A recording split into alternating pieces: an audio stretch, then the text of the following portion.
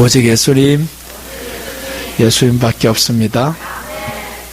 오늘 레위기 1장 10절에서 13절 말씀을 통해서 양이나 염소 제물의 의미라는 말씀으로 드리겠습니다. 양이나 염소 제물의 의미예요. 오늘 레위기에서 나오는 번제인데, 이 번제에서는 양이나 염소로 하나님 앞에 드려져야 된다라고 했습니다. 그래서 오늘 양이나 염소 제물의 의미를 말씀드립니다. 바로 본문으로 들어가겠습니다. 지난 시간의 내용을 반복하지 않고 오늘에는 본문만 설명드립니다. 자, 첫째, 흠없는 수컷으로 드려야 된다라고 했습니다. 흠없는 수컷으로 드려야 된다. 만일 그 예물이 가축대의 양이나 염소의 번제이면 흠없는 수컷으로 드릴지니, 오늘께서 흠없는 수컷으로 드려야 된다. 암컷은 안 되고 수컷으로 드려야 된다라고 했습니다. 이제 화목제에 들어가면 암컷도 됩니다. 근데 번제에서는 왜 수컷만 드려져야 되느냐 이거예요. 그래서 흠없다라는 것은 죄 없음을 의미합니다. 흠없다. 흠없는 양이나 염소여야 된다라고 했어요. 흠없는 수컷으로 할지니 했는데, 흠없다라는 것은 신약적으로 보면 죄가 없다. 그러면 양이나 염소는 누구를 의미하냐면 예수님을 의미합니다. 예수님을 의미하는데 수컷이란 말이에요. 수컷은 남자를 의미하는 거죠. 남자의 아들을 의미합니다. 그럼 이 말씀은 아들로 오신 죄 없으신 예수님을 의미한다라는 거예요. 이 아들로 오신 죄 없으신 예수님을 오늘 번제에 드렸다라는 거예요. 하나님 앞에 드렸던 겁니다. 그래서 아들로 오신 죄 없으신 예수님, 우리가 믿는 이 예수님은 아들로 오셔서 죄 없으신 예수님, 우리 죄를 대속해 주셨단 말이에요. 딸로 오신 게 아니라는 거예요. 암컷으로 드렸다면 딸로 오셨으니까 저 전능하신 하나님께 저 사람들이 하는 말이 맞아요. 딸로 오셨다. 근데 아들로 오셨다라는 거예요. 흠없는 수컷으로 드렸다라는 것은 아들로 오신 죄 없으신 예수님이다. 죄 없다라는 것을 분명히 말씀하는데, 흠없는 수컷으로 드릴지니라고 했습니다. 죄가 없는 예수님이에요. 죄 없는 예수님이니까 이 땅에서 모든 번제를 하나님이 받으셨으니까 우리 죄를 대속해서 죽어오신 이 예수님을 하나님이 받으셨는데 실패 따위는 없습니다. 실패 따위는 없고, 예수님 한번 실패를 해가지고 여자로 와야 된다 이런 말이 통하지 않는 소리예요. 죄 없으신 예수님이 이 땅에 오셔서 우리를 위해 죽어주셨고 흠없는 아들로서 우리 대속물이 되어주셨단 말이에요. 그래서 오늘 아들로 오신 예수님을 의미하는데, 여기에서 우리는 그럼 어떻게 해야 되냐? 예배를 통해서 흠없는 제물로 드려져야 됩니다. 우리는 예물이에요. 그래서 이 예배를 통해 흠없는 제물이 되어져야 된다라는 게 바로 우리를 위해서 또 이제 적용을 해봐야 된단 말이에요. 히브리서 7장 26절에 보면, 이러한 대제사장은 우리에게 합당하니 거룩하고 악이 없고 더러움이 없고 죄에게서 떠나 계시고 하늘보다 높이 되시니라. 이 예수님을 설명하고 있는데, 더러움이 없고 죄인에게서 떠나 계시고 라고 합니다. 더러움도 없고 악이 없고 거룩하고 죄인에게서 떠나 있다. 이것을 구약적으로 보면 흠없다라고 하는 표현이에요. 흠없는 아들로 이 땅에 오셨다라는 겁니다. 그래서 예수님이 이 땅에 오셔서 우리에게는 흠없는 아들로 이제 찾아오셨습니다. 그럼 예수님이 우리에게 들어왔으니까 이제 우리도 죄가 없어요? 죄가 없는데 우리가 왜 남의 죄가 보인단 말이에요. 그래서 우리가 남의 죄를 보지 말아야 된다라는 거예요. 남을 서로 정죄하지 말아야 된다라는 겁니다. 정죄하는 너는 누구냐 하고 로마서에서 말씀합니다. 그래서 우리에게는 남의 죄를 볼 수 있는 그런 자격이 없어요. 우리는 우리 자신만 보면 되는 거예요. 내 자신을 보면서 네가 남의 눈에 있는 티를 보기 전에 내 눈에 있는 들보를 보라 라고 말씀했어요. 우리에게 있는 티가, 우리는 티가 아닌데 남의 눈에는 티가 보이지만 내 눈에는 들보가 있으니까 남의 티만 보이는 거예요. 그래서 남의 죄가 보일 때 우리는 누구를 먼저 회개해야 되냐? 자신이 먼저 회개를 해야 되는 거예요. 자신이 먼저 회개하고, 오늘 아들로 오신 예수님이 흠없다라고 했습니다. 죄가 없다. 근데 왜 내 몸에는 죄투성이냐 이거예요. 내 몸에는 죄투성이가 되면 안 됩니다. 그래서 우리가 예배를 통해서 하나님 앞에 흠없는 제물로 자꾸 드려져야 되는 거예요. 그럼 어떻게 죄가 없이 흠없는 예물로 드려질 수 있느냐? 예배를 통해서 우리가 성화되어 가야 됩니다. 예배를 통해서 성화되어 가야 되지 다른 방법이 없어요. 오늘 누가복음 2장에 보시면 7절에 보면 마다들을 낳아 강보로 쌓여 구유인이었으니 이는 사관에 있을 곳이 없음이라 라고 했어요. 여기에서 마다들이라는 것은 마리아의 마다들을 의미하기도 하지만 하나님께로부터서도 마다들입니다. 마다들로 오셨다라는 거예요. 하나님의 아들로. 그럼 하나님의 맏아들이라면 둘째 셋째가 있을 거잖아요. 예수님을 통해 가지고 오늘 우리에게 예수님이 말씀하신단 말이에요. 영접하는 자 곧 그 이름을 믿는 자들에게는 하나님의 자녀가 되는 권세를 주셨으니, 그러니까 우리도 이제는 하나님의 자녀가 된다라는 거예요. 하나님의 아들이 된다라는 겁니다. 아들이라는 것은 상속권이 있어요. 그래서 예수님이 아들로 오시는데 우리에게 하늘의 상속권을 주시려고 아들로 오십니다. 그 상속권은 흠이 없어야 됩니다. 그래서 우리가 예수님을 받아들이고 우리 예배로 하나님 앞에 날마다 흠없이 이렇게 되어지기를 바랍니다. 베드로전서 3장 14절에 보면 그러므로 사랑하는 자들아 너희가 이것을 바라보나니 주 앞에서 점도 없고 흠도 없이 평강 가운데서 나타나기를 힘쓰라 라고 했습니다. 우리가 예수님 믿었다고 해가지고 다 용서받았으니까 거 죄가 없다, 그게 아니에요. 오늘 사랑하는 자들아 라고 말씀하면서 너희가 이것을 바라보나니 주 앞에서 점도 없고 흠도 없이 평강 가운데서 나타나기를 힘써야 된다라는 거예요. 점이 없도록 흠이 없도록 정말 하나님 앞에서 힘을 써야 된다라는 겁니다. 그래서 우리가 정말 우리 삶을 하나님 앞에 드리면서 날마다 우리 죄를 어떻게 하면 벗어버릴 수 있을까, 멀리할 수 있을까, 이렇게 나아갑시다. 정말 우리 눈에 최소한의 범죄를 적게 하려면 내 안에 있는 예수님 형상을 생각해야 돼요. 죄 없으신 예수님이 내 안에 들어왔는데, 그래서 이제 지난번에 보니까 102세대는 교수님이 있어요. 김형석 교수님이 이런 말을 남겼어요. 취재를 냈어요, 이 사람에게. 사람이 행복할 수 없는 두 가지 이유에 대해서 이분이 말씀하더라고요. 102세까지 살다 보니까 100년을 넘게 산 이 생을 돌아보니까 사람이 행복할 수 없는 두 가지 이유가 있다라는 거예요. 어떤 사람이 행복할 수 없느냐? 그 첫째는 정신적 가치를 모르는 사람이 행복하지 않다라는 거예요. 오늘 신앙적으로 말하면 정신적 가치를 모른다라는 것은 뭐냐면 아들로 오신 죄 없으신 예수님을 모르는 사람은 행복할 자격이 없는 거예요. 행복하지 않습니다.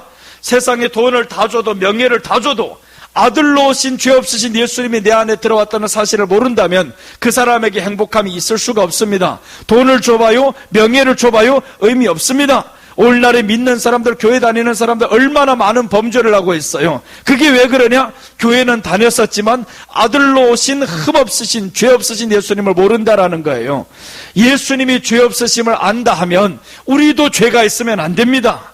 우리도 죄를 멀리하려고 해야 되는 거예요. 입에다도 담지도 말아야 되고 말도 하지 말아야 되고 그래야 되는데 입에 담고 사는 게 죄란 말이에요. 남의 죄는 잘 보인단 말이에요. 자신의 죄가 보이지 않고. 그래서 사도 바울이 남의 죄를 보기 전에 이 사람은 누구의 죄를 봤냐? 자신을 돌아보니까 이야, 죄인 중에 괴수다, 죄인 중에 괴수다, 내가 제일 죄가 많은 놈이다, 이렇게 말하는 사람이 사도 바울이었어요. 그래서 우리가 남의 죄를 보기 전에 내게 있는 들보부터 먼저 봅시다. 오늘 김영석 교수가 정신적 가치를 모르는 사람들을 행복할 수 없다라고 했습니다. 그럼 우리가 정말 예수님 믿는 가치를 모른다면 행복할 수 없다라는 거예요. 내 안에 예수님 믿는 가치를 온전히 아시기 바랍니다.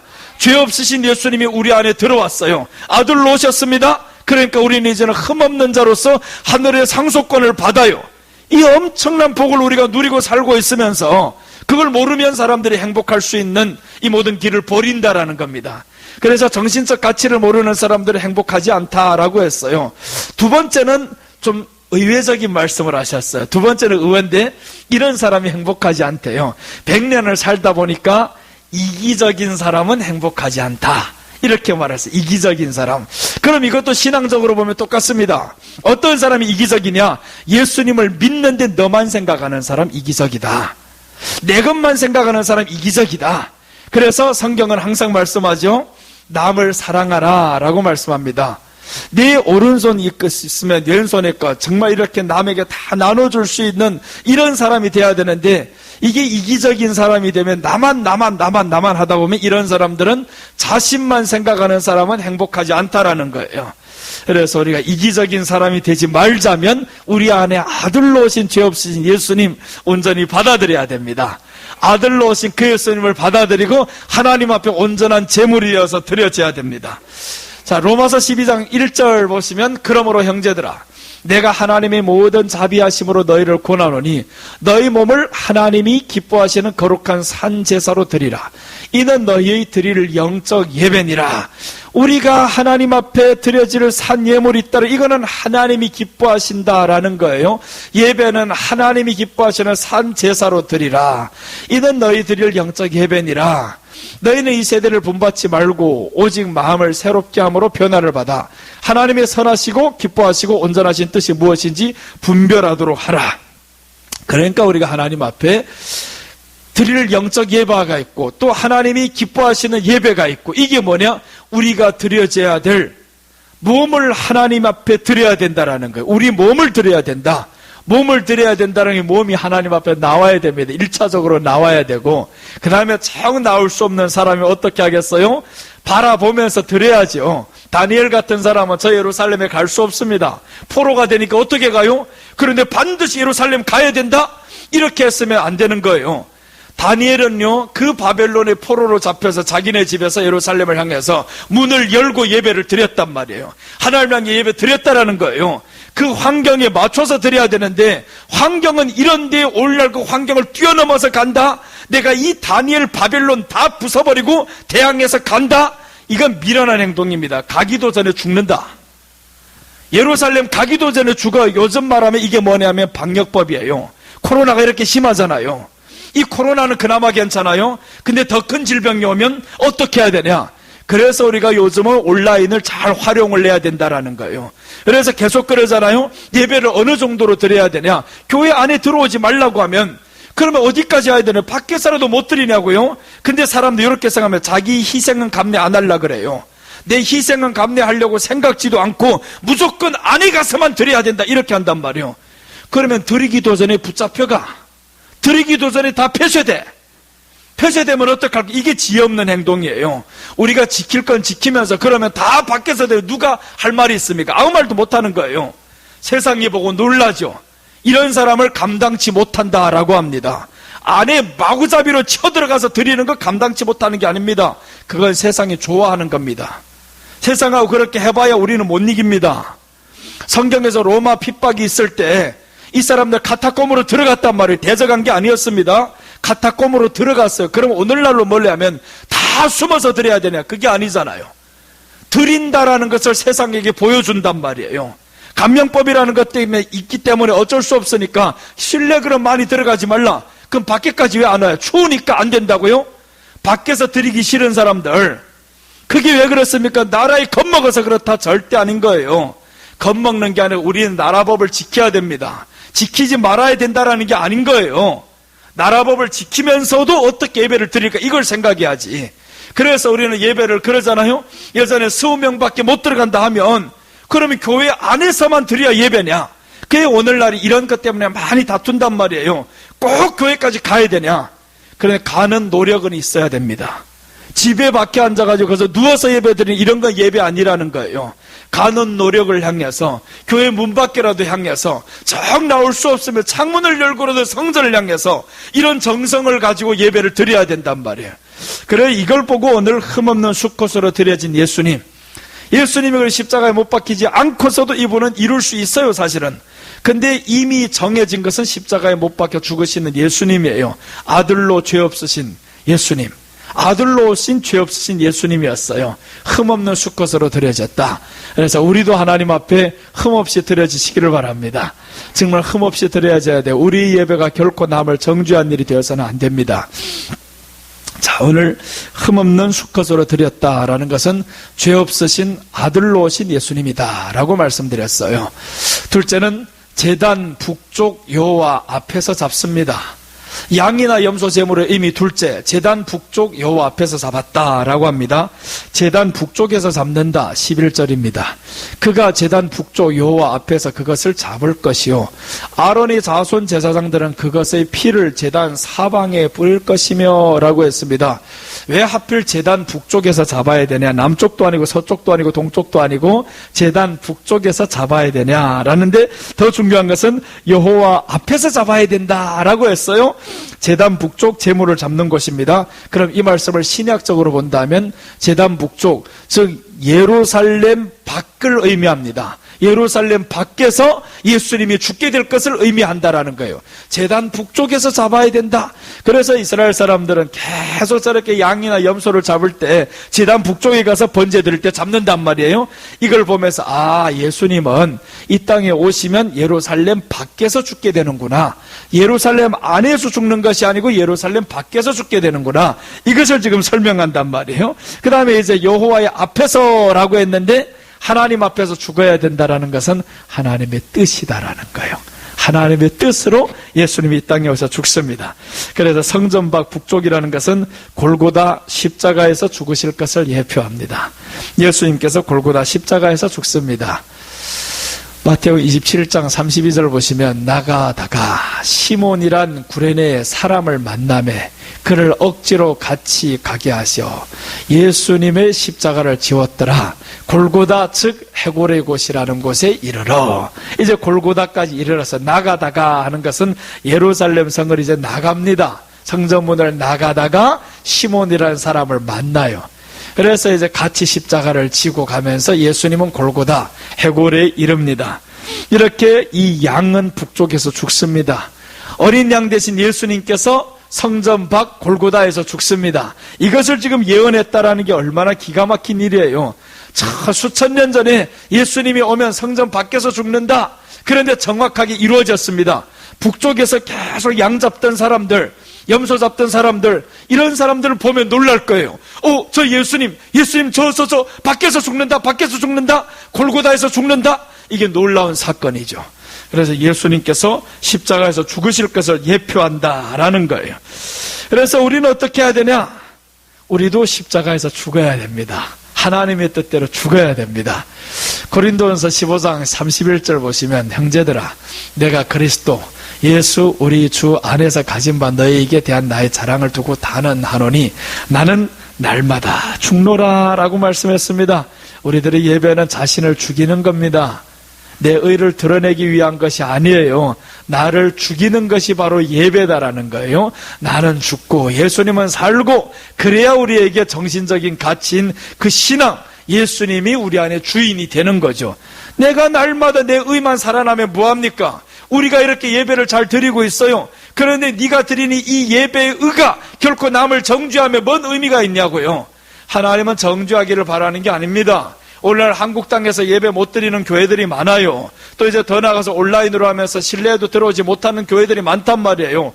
오늘 지금 광주는요, 전라도 광주에서 지금 이 교회발 확진자들이 많이 나오니까 이 전라도 광주시장이 지금 전체 광주에 있는 교회는 다 비대면이다 이렇게 선포해버렸어요.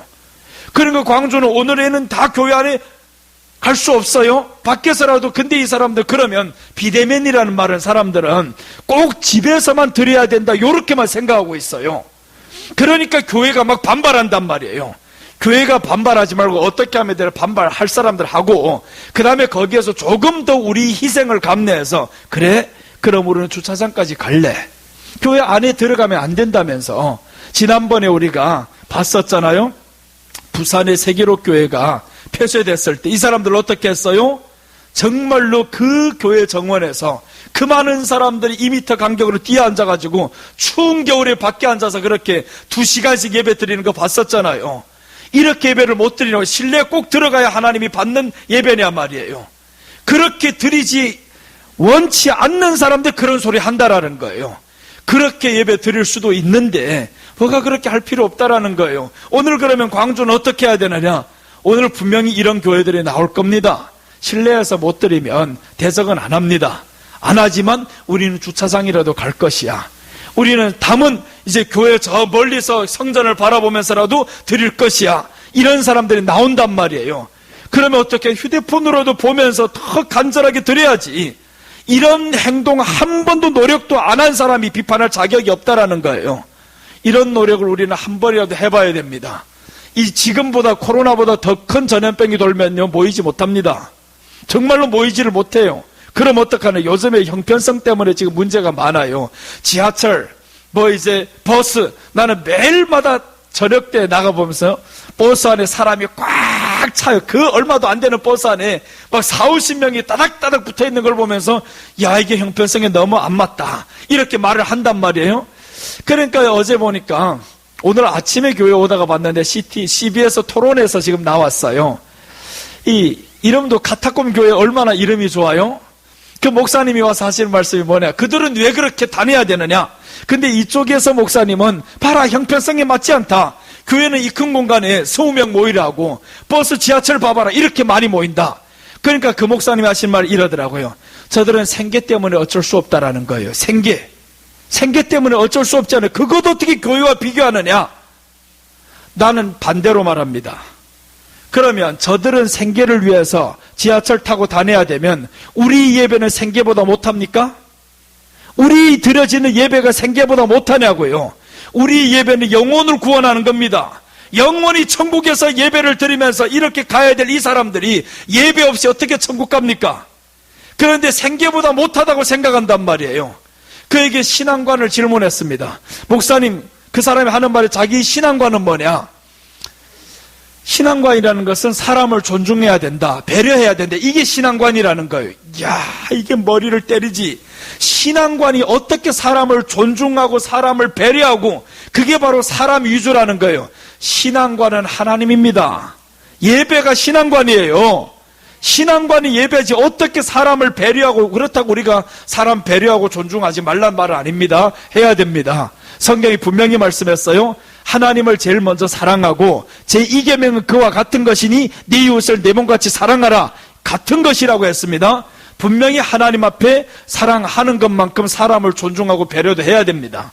그런데 1순위는 뭐냐? 하나님이라는 거예요. 그래서 우리 신앙과는 사람이 아닙니다. 존중과 배려가 먼저 아니에요. 하나님을 향한 예배가 먼저라는 사실입니다. 그럼 그 예배가 먼저면 안에서 못 드리게 하면 어떻게 해요? 그때 우리가 법적인 것을 존중한단 말이에요. 배려한단 말이에요. 배려 안 하고 하면 안 되는 거예요. 그러니까 세상에서 교회를 욕하는 거예요. 교회 안에 그러면 확진자가 안 나오면 아무 말도 못할 건데 확진자가 계속 나오잖아요. 교회 안에서. 그것도 뭐 믿음이 없는 교회입니까? 아니에요. 다 믿음이 있어요. 다 확진자가 나온단 말이에요. 그럴 때 우리가 어떻게 해야 되냐? 이렇게 확진자가 나오니까 존중하지 않는다, 배려 안 한다, 이렇게 해가지고 교회가 욕먹는 거예요. 그런데 존중과 배려를 더하면서 오늘날처럼 이렇게 마스크를 우리도 잘하고, 믿음 있노라고 해서 마스크 안 하고 다니는 사람 믿음 없는 사람이에요. 믿지 않는 사람이 아예. 정말로 마음에 믿는다 하면 남들이 존중과 배려를 해야 되는 거예요. 우리 신앙에서 남을 존중하지 않고 배려하지 않고, 이거는 신앙이 없는 것과 똑같습니다. 이기적인 믿음이에요. 내가 믿음이 있으니까 안 해도 하나님이 지켜주시겠지, 이런 믿음 가지면 안 된다라는 거예요.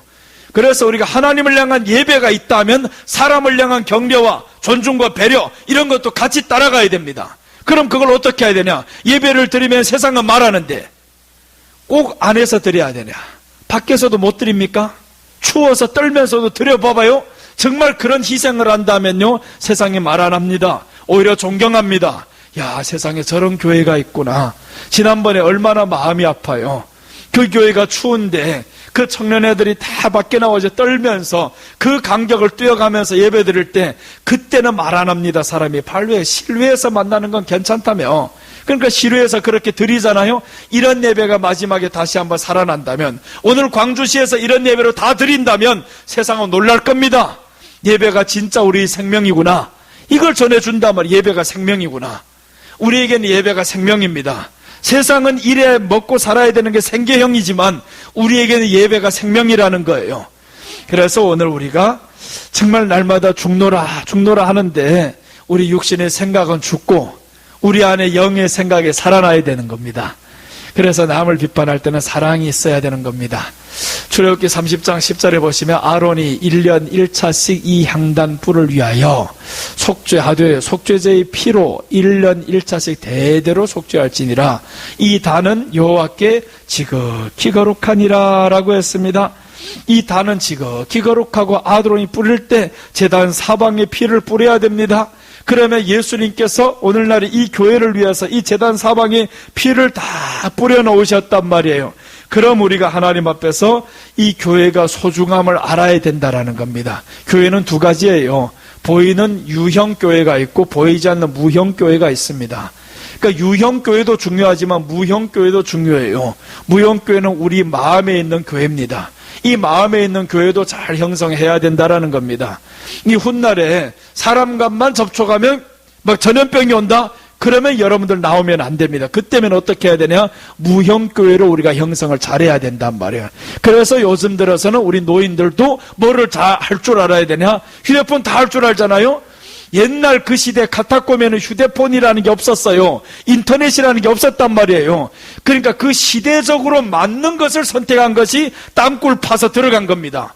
오늘날의 시대적으로 맞는 건 뭐겠어요? 옛날처럼 땅굴 한번 파봐요. 되는가? 그렇게 해서 안 된단 말이에요. 오늘의 시대적으로 맞는 카타콤은 뭐냐?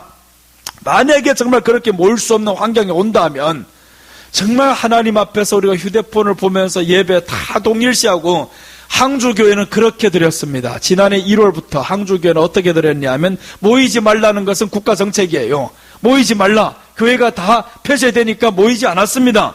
그런데 항주교회는 더 부응했어요. 어떻게 했느냐 이 사람들은. 휴대폰으로 다 하는데 모든 성도가 휴대폰 안에 다 들어와 동참하는 거예요. 나를 한번 보라고 하면서 나도 한번 들어가 봤어요. 어떻게 하는 성도들 보니까 안에서 목사님은 설교를 하는데 막 글이 올라오고 난리 났어요. 아멘 아멘 헌금 올라오고 돈이 올라오고 막 이런 일들 이 사람들 만들어. 그래서 시대가 이럴수록 우리 예배를 어떻게 더 하나님 앞에 성화시킬까, 이걸 생각해야 되는데 무작정 정부하고 뒤에다 박아야 된다? 미련한 행동입니다. 네로 황제하고 박았으면 다 죽어요.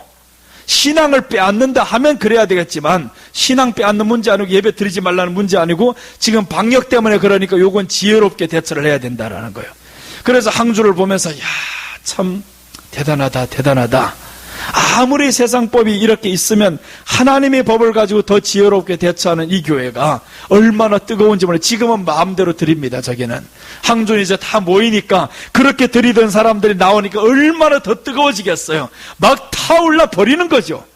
그렇게 해서 우리 예배가 하나님 앞에서 더 절정으로 만들어 나가야 됩니다. 오늘 제단 북쪽에서 죽었다라는 건 골고다에서 십자가에 죽으신 예수님. 그럼 우리들이 생각을 하나님 앞에 나올 때마다 육의 생각은 죽여야 된다라는 거예요. 자꾸 육의 생각을 죽이고 영의 생각을 하나님 앞에 나아가시기를 바랍니다. 그렇게 해서 오늘 이 단은 여호와께 지극히 거룩하니라 라고 했습니다. 이 교회는, 이 예배는 하나님 앞에 지극히 거룩한 겁니다. 그건 장소를 가리지 않습니다. 어디에서든지 하나님 앞에서 정말 예배를 지극히 거룩하게 우리와 하나로 지금 같이 가야 되죠. 요즘에 우리가 유튜브를 못하는 사람 어디 있습니까? 휴대폰 못하는 사람 어디 있어요? 다 하면서 이제 그런 창을 만들어놔서 이제 우리 교회에 다 들어와서 함께 들어오면서 그 안에서 내용을 지금도 우리가 실시간으로 하고 있잖아요. 그렇게 하면서 실시간 하는 사람들도 열심히 예배와 동참하고, 누워서 자빠져서 드리는 사람은 예배 아니에요. 그런 사람에서 회개하고 빨리 앉아야 됩니다. 아침 일찍 나오는 그 시간부터 준비를 하고 옷도 단정하게 딱 입고 앉아서 그 앞에서 찬송하면서 기다리면서 그렇게 하는 게 예배라는 거예요. 그런 예배를 하나님이 받으십니다. 그래서 오늘 제단 북쪽 여호와 앞에서 잡았다라는 것은 골고다에서 십자가에 죽으실 예수님인데 하나님의 뜻대로 죽었습니다. 우리가 하나님의 뜻대로 죽어야 되는 거예요. 자, 오늘 셋째입니다. 양이나 염소 제물의 의미. 첫째는 흠없는 수컷으로 드렸다라는 것은 아들로 오신 죄 없으신 예수님. 제단 북쪽 여호와 앞에서 잡았다라는 것은 성전 밖 북쪽 골고다에서 십자가에 죽으실 것 예표한다라고 했습니다. 성전 밖에서 골고다에서 죽으실 것을 예표한다. 그 다음 셋째입니다. 각을 뜨고 머리 기름을 베어내서 제단에 올려놓습니다. 각을 뜨고 머리기름을 베어서 제단에 올려놓는다. 12절 말씀입니다. 그는 그것의 각을 뜨고 그것의 머리와 그것의 기름을 베어낼 것이요, 제사장은 그것을 다 제단 위에 불 위에 있는 나무 위에 버려놓을 것이며 라고 했습니다. 여기에서 제물을 조각을 내야 됩니다. 기름을 내야 됩니다. 그리고 제단 후에 올려놔야 됩니다. 완전히 죽음을 의미하죠. 그러니까 이 말씀 보세요. 하나하나 보면 머리를 베어내서 예수님이 머리에다 뭘 했어요? 가시면류관을 썼단 말이에요. 피가 줄줄줄줄 흐르죠. 그리고 각을 뜬다라는 거 온몸이 다 찢기잖아요. 그 채찍에 맞을 때 피가 툭툭, 또 이제 살집이 툭툭 떨어져 나가고, 이렇게 해서 예수님이 죽으십니다. 그러니까 이것은 예수님이 채찍 맞으시고 머리 찔리심을 의미합니다. 이런 고통 속에서 예수님이 죽게 될 것이다 라는 것을 이렇게 구약으로는 표현한다라는 거예요. 각을 떠야 된다. 그러니까 각을 뜬다. 예수님이 얼마나 아프셨어요. 우리가 그 십자가 영화를, 고난 영화를 봤잖아요. 거기에서 보면 이 예수님을 십자가에 탁 달고 그 다음에 밧줄로 향해가지고 쭉 당기잖아요. 이 완전히 각을 뜨는 그 아픔이에요. 예수님이 각을 뜨고 머리를 저렇게 가시면류관을 씌워가지고 피를 다 흘려내시고, 그리고 이제 불 위에 있는 나무 위에 버려놓을 것이요, 십자가 위에 달아놓을 것이요. 그러니까 이제 불이, 성령의 불이 거기에 떨어진단 말이에요. 오늘 이런 예배를 하나님 앞에 드리면 하나님께서 어떤 일이 벌어지게 만드냐 하는 거예요. 자, 이제 이사야서 53장 5절 보시면, 그가 찔림은 우리 허물을 인하며 그가 상함은 우리 죄악을 인함이라. 그가 징계를 받음으로 우리가 평화를 누리고 그가 채찍에 맞음으로 우리가 나음을 입었도다 라고 했습니다. 그래서 예수님께서 매 맞으시고 또한 찔리시고 이런 것 때문에 이제 우리가 평화를 누린다. 그런 평화를 먼저 누려야 되는 거예요. 우리 안에서 평화를 먼저 누려야 된다라는 거예요. 교회 안에서 서로 믿는 사람들끼리 평화를 누려야 되는데 왜 오늘날 이렇게 두동강이 나버려야 됐냐고요. 꼭 예배를 드리는 사람 온라인 드리고 온라인 현장 드리고 왜 서로 비판하냐고요. 비판하지 말아야 되는 거예요. 그런데 평화를 누리고라는 것이 먼저 있는데, 예수님이 우리를 찔러 죽으시고 우리를 위해서 찔러 죽으시고 이런 모든 것들 때문에 우리가 평화를 누려야 되는데, 믿는다는 사람들께 평화를 못 누려요. 그 믿는다는 그 믿음이 남을 정죄해요. 그럼 안 된다라는 거예요. 그리고 이제 나아가면서 채찍에 맞음으로 우리가 나음을 입었도다. 오늘 우리가 이렇게 기도를 했습니다. 하나님의 사랑하는 딸 권사님이 남편 안을 고쳐주세요. 나음을 입었도다 라고 했는데, 예수님이 우리 안에 들어오시고 그의 맞으심을 우리가 믿고 그의 찔리심을 우리가 믿는다면 우리가 또한 하나님 앞에서 고침받습니다. 분명히 고침받습니다. 그렇게 해서 오늘 나음을 입었도다 라고 했어요. 이제 우리 기름을 제거해야 된다라는 거예요. 예수님이 저기에 못 박혔을 때 기름을 제거했잖아요. 다 기름을 베어낼 것이요 라고 했는데, 예수님은 욕심이 없어요. 그럼 기름 베어낸다라는 건 우리 죄를 의미하죠. 우리 죄, 우리 안에 있는 욕심, 기름, 이런 것들을 다 제거시켜버려야 된다라는 거예요. 이런 욕심의 기름을 제거하지 못하면 그럼 그 예배가 하나님 앞에서 받은 바 되지 못한다라는 겁니다. 오직 예배를 통해서 기름이 제거됩니다. 다른 방법 없어요. 예배를 통해서 기름이 제거되고, 로마서 6장 6절 보시면 우리가 알거니와 우리 옛사람이 예수님과 함께 십자가에 못 박힌 것은 죄의 몸이 멸하여 다시는 우리가 죄에게 종노릇 하지 아니하려 함이니 이는 죽은 자가 죄에서 벗어나 의롭다 하심을 얻었음이니라 라고 말씀했어요. 이제 우리가 죄에게 종노릇 하지 말아야 된다. 죄가 들어오니까 사람이 서로 정죄를 하더라고요. 죄가 들어오니까 아담과 하와가 서로 정죄를 하잖아요. 당신 때문이요, 당신 때문이요. 하나님이 주신 이 사람이 나를 먹게 했습니다. 이런 소리를 한단 말이에요. 죄가 들어오니까. 근데 예수님은 죄가 없으니까 이분은 오히려 우리를 죄인이라고 한 것이 아니라 내가 저들이 죄를 담당하노라 라고 합니다. 그 모습을 보면서 그것이 나의 죄구나 라고 했단 말이에요. 그렇게 했을 때 문제가 끝나는 겁니다. 이 사람의 잘못을 보면서 그것이 곧 나의 잘못이구나, 이것을 인식했을 때 그 싸움이 끝나는 건데, 그런데 끝까지 저 잘못만 계속 보이다 보면요, 그러면 예수님이 죽으심이 아닌 거예요. 예수님이 우리 잘못을 봤다면 죽지도 못했습니다. 이 잘못을 다 안고 갔어요. 저들의 죄를 내가 다 담당했단 말이에요. 이게 오늘 제단에서 기름을 제거하는 우리들의 모습이시기를 바랍니다.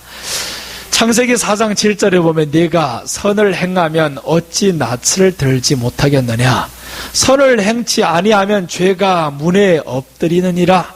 죄의 소원은 네게 있으나 너는 죄를 다스릴지니라 라고 했습니다.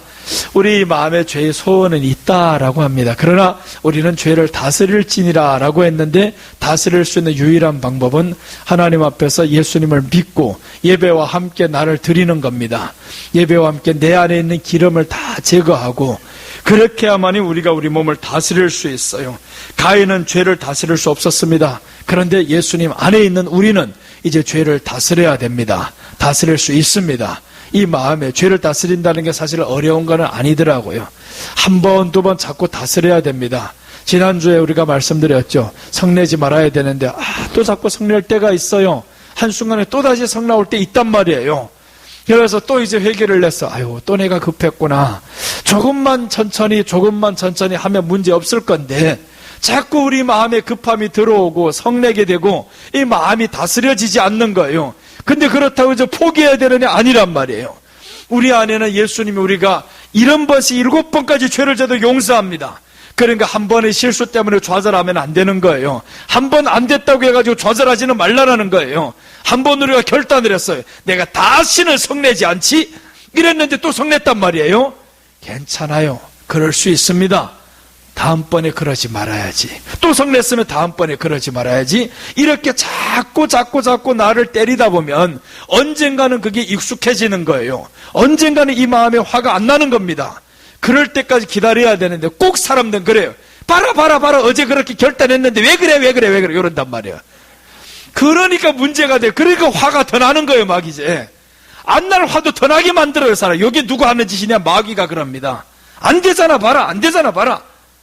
이렇게 말해. 안 되는 게 우리예요. 안 되니까 예수님이 필요한 겁니다. 그러니까 70번씩 7번이라도 죄를 용서한다 그러지, 한 번의 죄를 끊을 수 없다는 걸 예수님도 아셔요. 그러니까 우리가 하나님 앞에서 정말 우리 마음에 서로 간에 서로를 정죄하지 말면서 살아갑시다. 그래야 우리 하나님 앞에서 오늘 이 제물의 의미에 대해서 의미가 있어요. 양이나 염소 제물의 의미인데 흠없는 수컷으로 드렸다라고 했습니다. 아들로 오신 죄 없으신 예수님입니다. 예수님이 아들로 오셔서 죄 없으신 예수님이 우리를 위해서 죽어주셨어요. 제단 북쪽 여호와 앞에서 잡았습니다. 성전 밖에서 북쪽 골고다에서 십자가에서 죽으십니다. 이렇게 예수님이 우리를 위해서 죽어주셨는데 그것은 우리 죄를 용서하신다라는 거예요. 각을 뜨고 머리 기름을 베어내서 제단에 올려놓습니다. 예수님 채찍 맞으시고 머리 찔리셨습니다. 이 모든 것들은 우리도 매 맞으시고 이렇게 할 때 정말 십자가에 올려놓고 한 번 죄 용서함을 받읍시다. 한 번의 죄는 끊어지지 않습니다. 그래서 우리가 정말 좌절하지 말아야 됩니다. 죄가 끊어지지 않는다고 해서 좌절할 필요는 없어요. 그 안에서 회개는 해야 되죠. 이 마음에 하나님 안 되는 것 도와주세요. 또 말씀 사모하고 나아가 봅니다. 이렇게 해서 오늘 하루도 승리하시고 이번 한 주간도 승리하시기를 예수님의 이름으로 축원합니다.